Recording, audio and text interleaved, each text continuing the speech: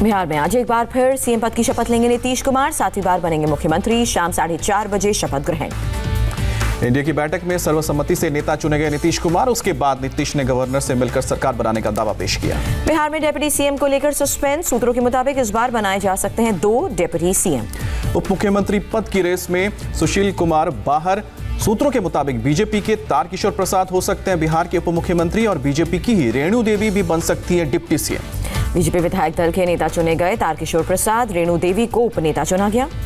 राज्यपाल से मुलाकात के बाद बोले नीतीश कुमार, राज्यपाल को एनडीए का फैसला बताया, मुख्यमंत्री के रूप में मनोनीत किया।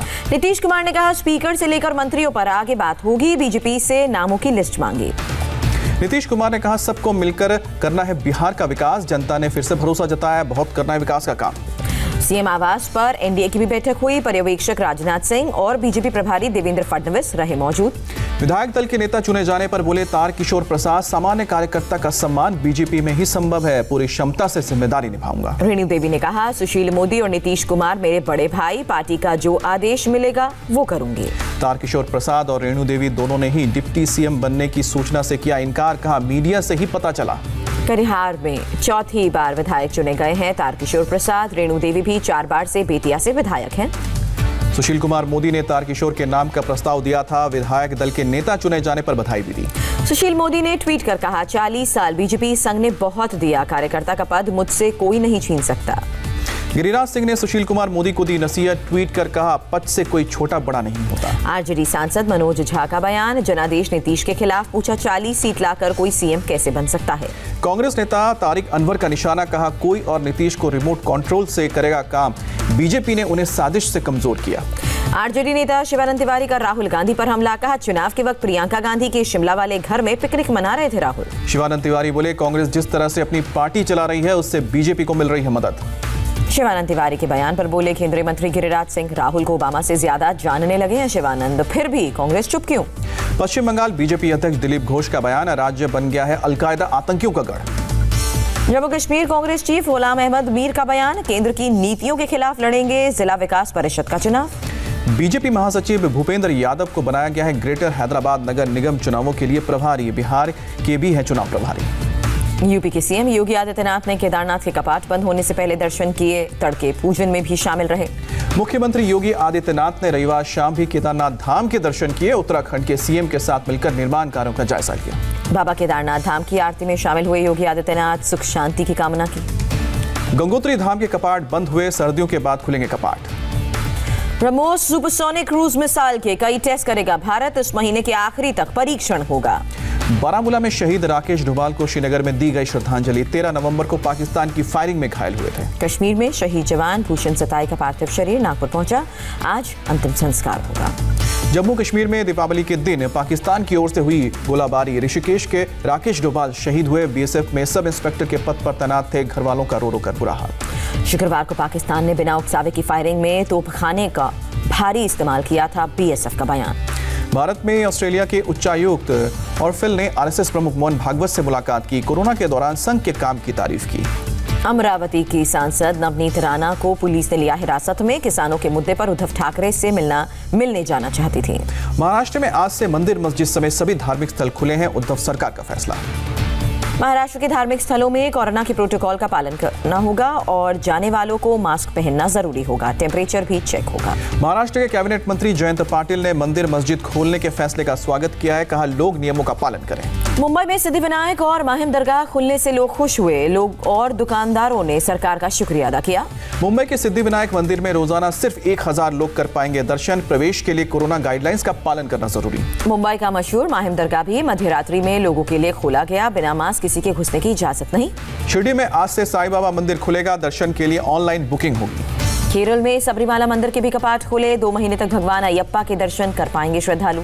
दिल्ली में कोरोना के मामले में रिकॉर्ड कमी, एक दिन में सिर्फ 29,000 पॉजिटिव केस सामने आए हैं, 29 और कुल संक्रमितों की संख्या 88,43,000 के पार है। देश में कोरोना से एक दिन में 407 लोगों ने जान गंवाई, अब तक कुल 1,30,000 लोगों ने जान गंवाई है। देश भर में 24 घंटे के भीतर कोरोना से 41,000 से ज्यादा लोग हुए रिकवर और अब तक 82,45,000 से ज्यादा लोग हो चुके हैं स्वस्थ। देश में कुल एक्टिव केस 4,66,000। दिल्ली में कोरोना के 3,235 नए केसेस, 95 लोगों ने दम तोड़ा। एक्टिव केसेस की संख्या बढ़कर 40,000 के पार। दिल्ली में कोरोना के बढ़ते मामलों पर गृह मंत्री अमित शाह ने की high level meeting. CM Arvind Kejriwal, उपराज्यपाल और स्वास्थ्य मंत्री डॉक्टर हर्षवर्धन शामिल हुए। मुख्यमंत्री केजरीवाल ने कहा दिल्ली में 750 आईसीयू बेड बढ़ाए जाएंगे। कोरोना टेस्टिंग को बढ़ाकर 1 लाख से 1.25 लाख तक किया जाएगा। अरविंद केजरीवाल ने कहा दिल्ली में कुछ पाबंदी लगाने की जरूरत है, गृह मंत्रालय ने फैसला ले सकता है। केजरीवाल ने केंद्र सरकार का धन्यवाद किया। कहा कोरोना से लड़ाई के लिए केंद्र और राज्य की सभी एजेंसियां मिलकर कर रही हैं काम। अमित शाह ने ट्वीट कर कहा दिल्ली में आरटी-पीसीआर टेस्ट को दोगुना किया जाएगा। खतरे वाले इलाकों में मोबाइल टेस्टिंग वैन तैनात होंगे। अमित शाह ने कहा अस्पताल में इलाज की सुविधा बढ़ाई जाएगी। होम आइसोलेशन के रोगियों की भी ट्रैकिंग पर जोर रहेगा। अमित शाह ने लिखा कोरोना से बचाव ही एकमात्र उपाय है। लोगों को जागरूक करने के लिए ठोस संवाद पर जोर दिया। महाराष्ट्र में कोरोना के 24 घंटे में 2,544 नए केसेस आए। एक दिन में 60 लोगों ने जान गंवाई। यूपी में बीते 24 घंटे में कोरोना से 1,407 लोग संक्रमित हुए। 18 लोगों की जान गई है। WHO ने यूपी में कॉन्टैक्ट ट्रेसिंग के मॉडल की तारीफ की। दूसरे राज्यों के लिए यूपी मिसाल बना। ओडिशा में कोरोना के 753 नए केस सामने आए हैं और बीते 24 घंटे में 17 लोगों की मौत। एमपी में एक दिन में 870 नए पॉजिटिव मामले। 24 घंटे में 7 कोरोना मरीजों ने दम तोड़ा। राजस्थान में कोरोना के 2,184 नए मामले। कोरोना से 10 और मरीजों की मौत। गुजरात में 24 घंटे में कोरोना के 1,070 नए केसेस। 6 लोगों ने जान गंवाई। कांग्रेस सांसद अहमद पटेल अस्पताल में भर्ती, आईसीयू में हालत स्थिर। कुछ हफ्ते पहले कोरोना हुआ था।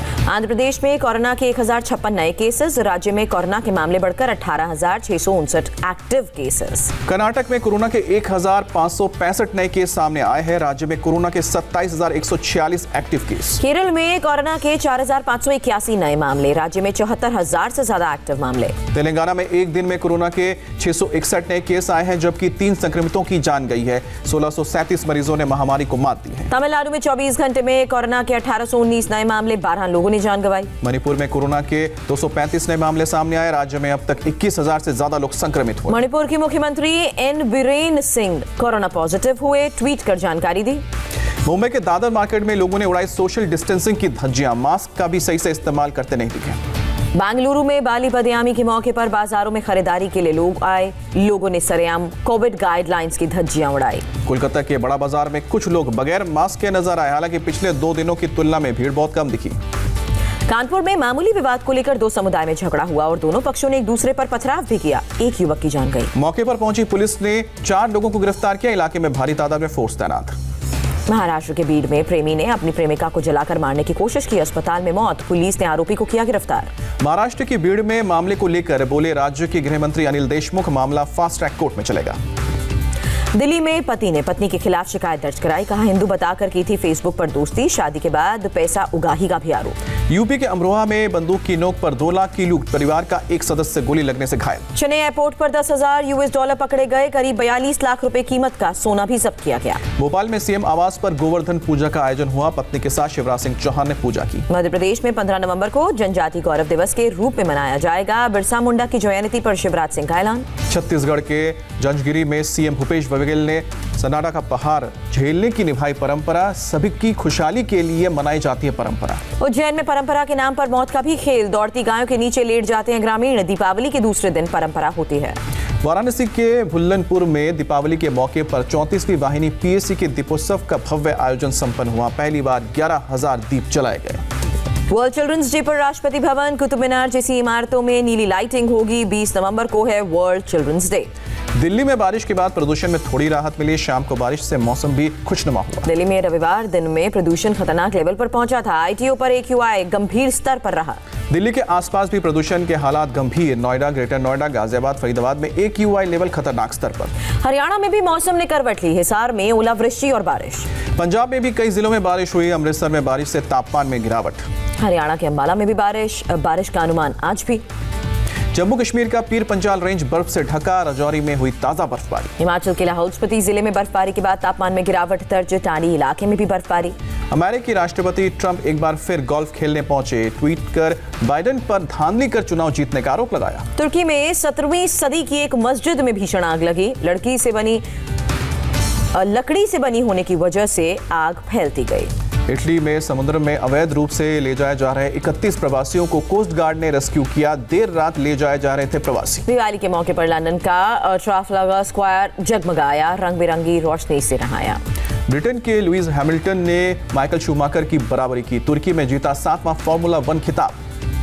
अभिनेता सौमित्र चैटर्जी का अंतिम संस्कार हुआ। सीएम ममता बनर्जी ने कोलकाता के रविंद्र सदन में श्रद्धांजलि दी। राष्ट्रपति रामनाथ कोविंद और पीएम मोदी ने सौमित्र चैटर्जी के निधन पर शोक जताया। पीएम ने कहा, देश के सांस्कृतिक जीवन के लिए बड़ी क्षति।